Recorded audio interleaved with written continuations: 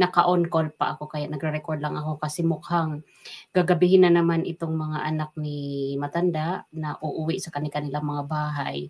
Kaya bago pa ma-late ang lahat, kasi kung umakyat ako mamaya very late na, tatama rin na ako mag-record.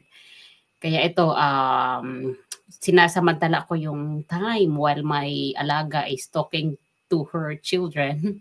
Nagre-record ako. Pakinggan natin to, late reaction na ito kasi this was been 2 days ago na yata o the day after yesterday na press con.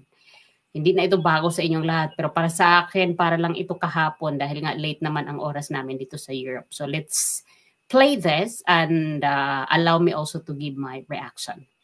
Eden Santos, Net 25.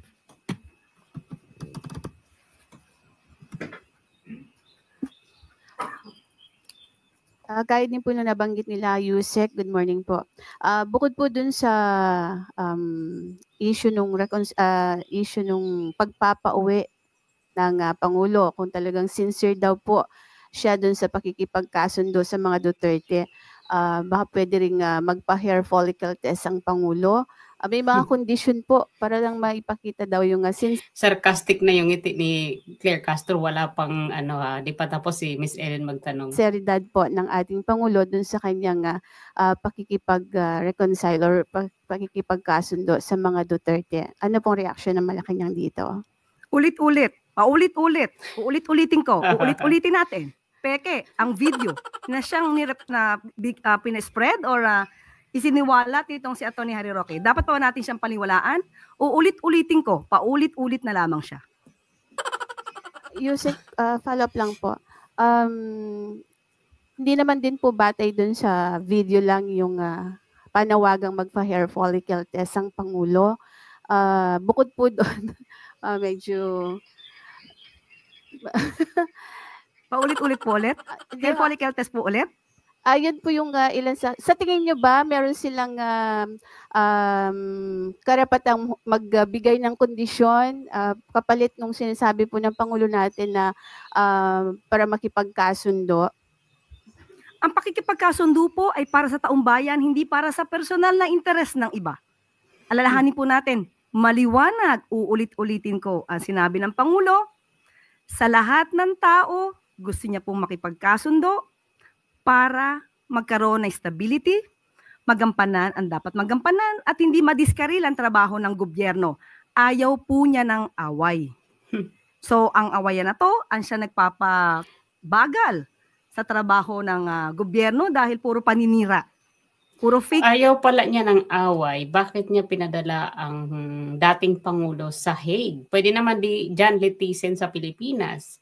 At ayaw pala niya ng gulo. Bakit ang first campaign nila ay negative agad, pinabili ng suka? Attorney Claire, please answer our question. Fake news na natatanggap ng Pangulo. So, ang pakikipagkasundo sa lahat, hindi lamang para sa mga Duterte, ay tama lang po na gawain ng Pangulo bilang ama ng bansa. Magsasakripisyo na siya kahit siya na po yung sinisiraan, kahit siya na po yung binibigyan ng maling kwento at binibigyan at ginagawa ng peke na video. Yan po ang dapat na... authenticated ang video in 2 countries.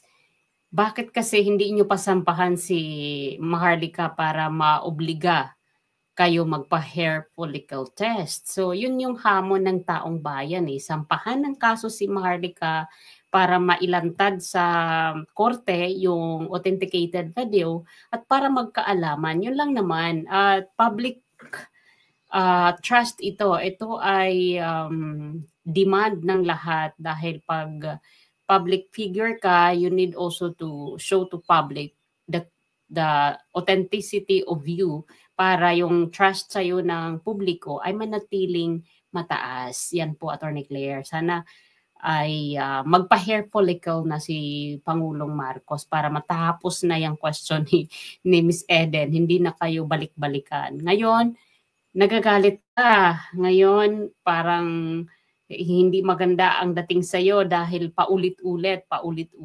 Hindi yan matatapos na tanong talaga. Paulit-ulit yan itatanong, Attorney Claire, kapag hindi pa rin magpa-drug tests si PBBM. Dahil kailangan ng taong bayan ang transparency. hindi lamang sa pondo ng bayan, kundi yung kanyang pagkatao since siya yung ama ng bansa, para kampante din ang mga tao na ang namumuno ng Pilipinas ay nasa matinong pag-iisip. Yun, Attorney Claire. Sana sa mga meeting nyo with the President, isinasuggest nyo po yan na magpa-hair follicle na lang kayo, Mr. President, para hindi ka na paulit-ulit ma-ambush interview about hair follicle at hindi na rin kami atakihin ng mga nasa PCO.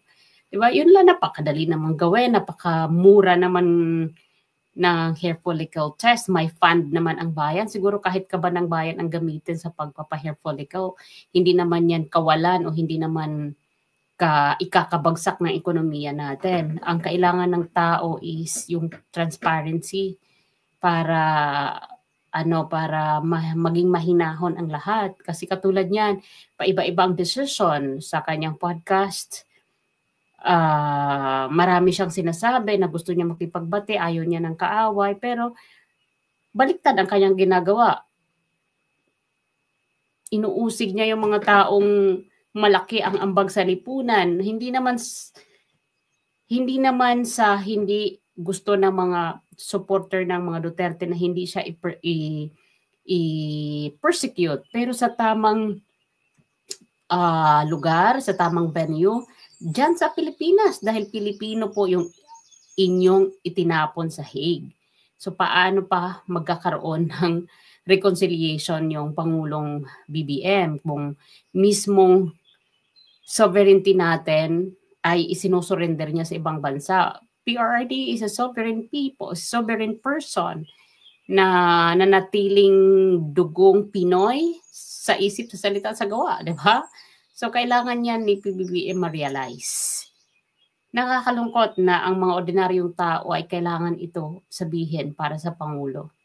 Dahil parang hindi na sa tamang direksyon ang ating bansa. Nagawin talaga ng isang ama ng bansa. Salamat po. Follow-up, Ivan Mayrina, GMA Integrated News.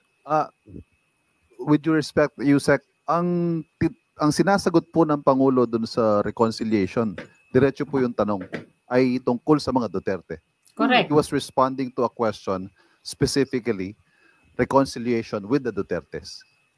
Kaya nga, pilit kasi niyang i-generalize na para sa lahat ang pakikipagbati. Pero specifically, na-mention talaga ng host ng podcast ni Kato Nying na Mr. President, nasa puso niyo ba naman ang pakikipagbati sa mga Duterte? Specific. It was a specific question. Hindi sinabing ni Kato Nying na, Mr. President, handa ka ba makipagbati sa lahat ng kaaway mo? O sa lahat ng ayaw sa'yo? O sa lahat ng bumabati ko sa'yo? Ang question is sa mga Duterte. Kaya ito naman si Attorney Claire, pinipilit niya na para lang sa pangkalahatan yung sinasabi. Nandun na tayo, oo, sinabi niya na ayaw niya na may kaaway, gusto niya makipagbati sa lahat. Pero yung question is, tama si itong journalist, Ivan, tama yung kanyang tanong na direkta sa mga Duterte yung tanong. O, balik natin. Diretso po yung tanong, ay tungkol sa mga Duterte. He was responding to a question, specifically, reconciliation with the Dutertes. Kaya nga po sinabi niya, opo, kasama ang mga Duterte. Pero wag natin pong isentro sa mga Duterte. Dahil ang sinabi niyang sumunod ay gusto niya pong makipagkasundo sa lahat ng tao. Ito po yung sinabi niya. Ayaw ko ng gulo, gusto kong makasundo ang lahat ng tao. Mas maganda. So, kung isa pong parte ang pakikipagkasundo sa mga Duterte, maganda po yun. Ang malinaw po, the offer of reconciliation should not come with any conditions. Yun po ang gusto nating sabihin. Opo, ito naman para sa taong bayan at para sa bansa. Salamat po. Paiba-iba yung sinasabi ng ating Pangulo. Wala siyang consistency sa kanyang mga pahayag at nagpa-podcast pa na ang akala niya itong podcast ay makakatulong na malinis yung kanyang pangalan dahil sirang-sira na, dahil nagkaroon na siya ng mababang trust rating at approval rating. Kaya ito, naglunsad sila ng isang podcast. Nagbaka sakali siguro na bumango muli ang kaniyang administrasyon, pero mukhang mahirap na siya makabawi kasi nga unang-una yung mga pangako niya hindi natutupad. Yung flood control, ang kanyang nag-standing ovation pa dun sa kanyang SONA.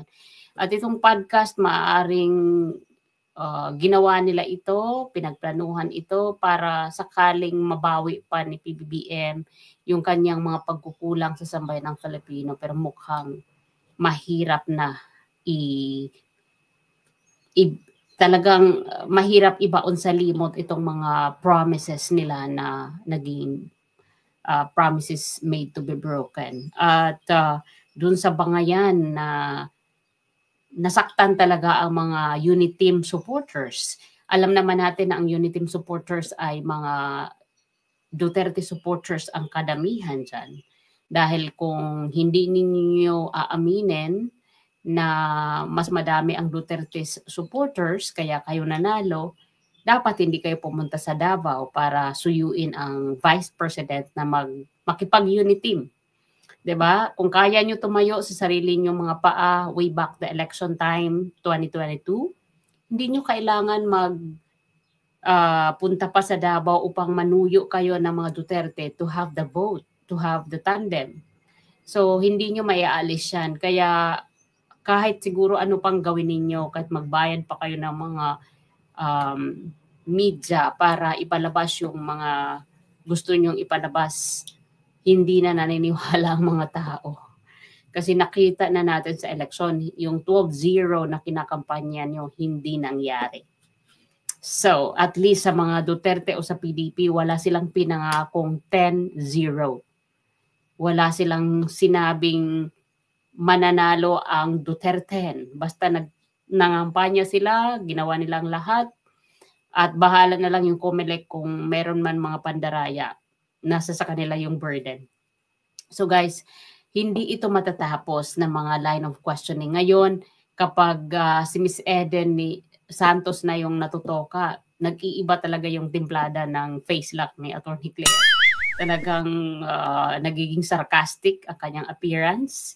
At nagiging, you know, si Miss Eden wala relax na relax. Tinatawanan pa siya. Ang ano nito, ang burden na sa kanya dahil siya yung nagdadala ng mga tanong ni Miss Eden. At ang hirap talaga ipaliwanag ng kanyang amo, ang hirap ipagtanggol. Ngayon, itong trending na mga resignation ng kanyang mga cabinet members. 30 na pala ang kanyang cabinet members na nag-resign. Kanina 15, tapos biglang nasa 30 plus yung huli kong napanood na mga nagsasubmit ng resignation nila. So, though it will not affect, sabi nga niya, it will not affect to his government, yung mga massive resignation, pero ganun din lalong I think by the time na magkaroon ulit ng survey about sa trust rating ni PBBM, it will always affect itong mga massive resignation. It will affect the trust rating of the president kasi parang hindi umiinit yung mga puwet sa kanyang kabinete. Nagsisipag courtesy resign. Yang si Dizon na lang, fresh pa. Sila Yusek Castro, 4 months pa lang. February lang to, nag-umpisa. March, April, May. Ayan, magpo-4 months pa lang.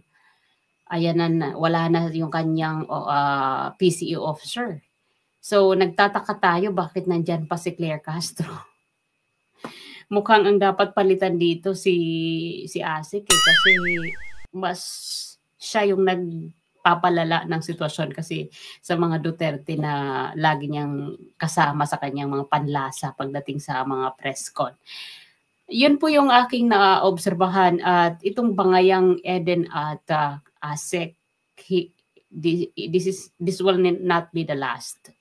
That press con will not be the last. I know na kung gaano siya kaasar sumagot kay Miss Eden, mas lalong kaasar-asar yung mga aabangan pa natin mga line of questioning ni Miss Eden at na-proof na natin yan dahil stress na stress si Claire Castro pag si Miss Eden na antoka. Pero pag si Miss Eden relax na relax at dinadaan sa tawa. Yun ang kanilang yun yung effect ng dalawa. Kasi kay Miss Eden, ayos sa kanya, si Claire Castro, stress na. Nakita naman natin na sa kanyang way of answering, paulit-ulit na naman. Diba? Ang dali lang sabihin na sige, paparating natin yan sa Pangulo para hindi mo na maitanong uli sa akin sa susunod na mga press con, sisikapin kong iparating sa ating Pangulo na iobliga niya ang kanyang sarili na magpa-hair follicle test para matapos na itong mga agam-agam sa kanyang pagkatao. Yun, napakadali, di ba? Pero bakit kaya kailangan ganun lagi ang sagot ni Attorney Claire? Para siyang sinisilaban kapag si Miss Eden na. Di ba? Nagiging bias. Minsan yung kanyang pagharap sa mga press con na ayaw niya. Yung mga Malacanang press corps. So anyway, guys, na-miss ko na kayo. Gusto ko nang mag-live, balik, pero hindi ko alam kung kailan mangyayari.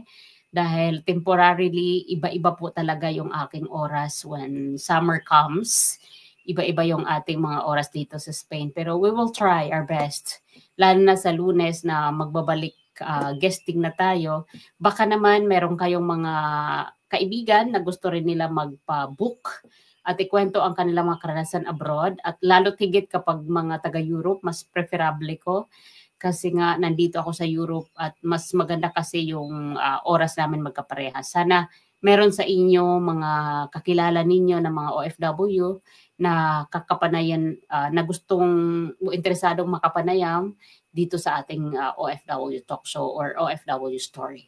So maraming salamat sa inyong lahat. This is your host. My name is Waray. Missing you. I am missing you so much and I want to see you in a very soon. Babalik tayo sa live. So thank you for watching. Bye for now.